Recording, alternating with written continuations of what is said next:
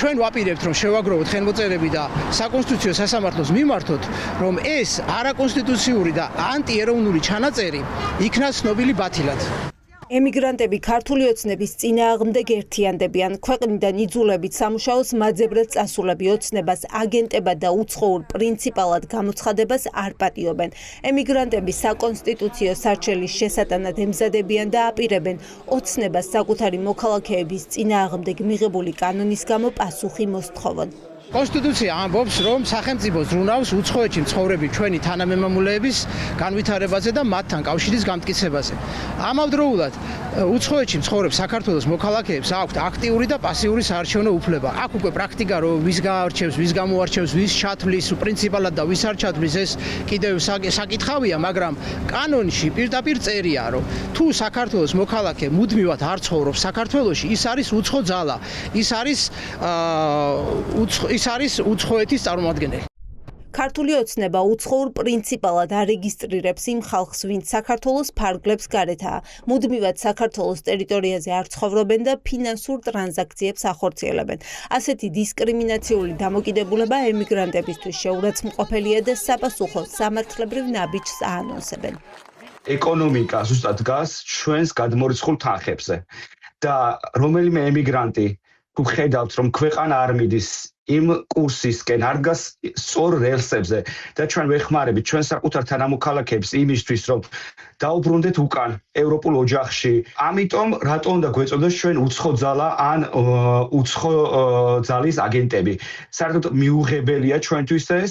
ემიგრანტები ოცნების კანონის უკან მათზე შურისძიებას ხედავენ. ქვეყნიდან წასულებმა 2024 წლის არჩევნებში ქართულ ოცნებას უარი უთხრეს და არჩევანი ოპოზიციური პარტიების სასარგებლოდ გააკეთეს. საპროტესტო აქციებში მონაწილეებსაც ეხმარებოდნენ პირბადეების თუ თავდაცვის სხვა საშუალებების შეძენაში და ახლა ფიქრობენ, რომ ოცნება სწორედ ეს ერთობა აღიზიანებს. ანუ რეალურად ბიზნესი ისინია იმისი, რომ ვიღაცეებმა საქართველოში არ გააფინანსონ.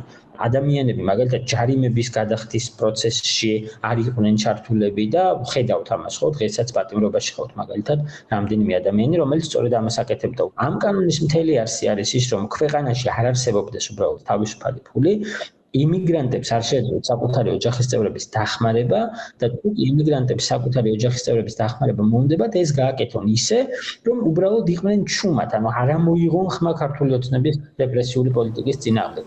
დღეს ოცნებაში არ დაუმალოთ, რომ სწორედ ემიგრანტების გადმორიცხული თანხების გაკონტროლება სურთ. ნინო წილოსანმა ირონიაც მოიშველია მათ მიერ დაანონსებულ საკონსტიტუციო სარჩელზე საუბრისას. უპირველეს ყოვლისა გაუგებარია რა იწვევს მათ შეშფოთებას, როდესაც მათ თავისუფლად შეუძლიათ რომ ჩარიცხონ თანხები, სადაც აქამდე რიცხავდნენ და რა სცენარებსაც ყვებავდნენ, თუ ასე იყო, მაგრამ ამავდროულად გახადონ ეს ინფორმაცია საჯარო. და ეს ადამიანები, რომ ევროპაში, დამშვიდებულ ქვეყნებში კანონი სადაც კანონობს და სადაც უფრთხიან ნებისმიერ საომარ მოცემულობებს, ამ ქვეყანაში შიდა თუ გარე არეულობას რომ უწყობს მხარს და გულშემატკივრობს, ეს არის უზომოდ შემაშფოთებელი ნამდვილად. განსხვავებით იმისგან, რა მუქარასაც ახლა მათგან ვისმენთ. ქართული ოცნება ემიგრანტების ძალას კიდევ ერთხელ ნახავს. გვეუბნებიან ჩვენი რესპონდენტები და არ მალავენ, რომ შესაძლოა რამდენიმე კვირით მათ თანხების გადმორიცხვა შეწყვიტონ. ამით კი ქართულ ოცნებას დაანახებენ, რა ძალა აქვთ ქართულ ეკონომიკაში იმ გადმორიცხვებს, რასაც ემიგრანტები ახორციელებენ. ოფიციალურად არა ისე კულუარებში ჯერჯერობით ერთმანეთში ჩათებში საუბრობთ, რომ შესაძლებელია და გავაკეთოთ ესე გაფიცვასავით და ფული არ წარმოვიდეს რაღაცა ერთი კვირის განმავლობაში ემიგრაციიდან არანაირ. და გვინდა ვნახოთ, აბა რამდენად აგენტები ვართ ჩვენ აქ ვიღაცების ქვეყანაში, რომელშიც ცხოვრობთ, მიმღებ ქვეყანაში, უცხოეთში. ეს ადამიანები არ გვყადრებენ აქ ზუსტად იქით გადავზამთო.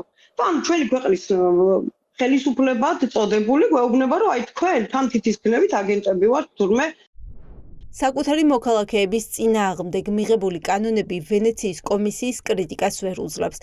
საერთაშორისო ავტორიტეტული ორგანიზაცია ოცნებას ამ კანონების გაუქმებას ურჩევს.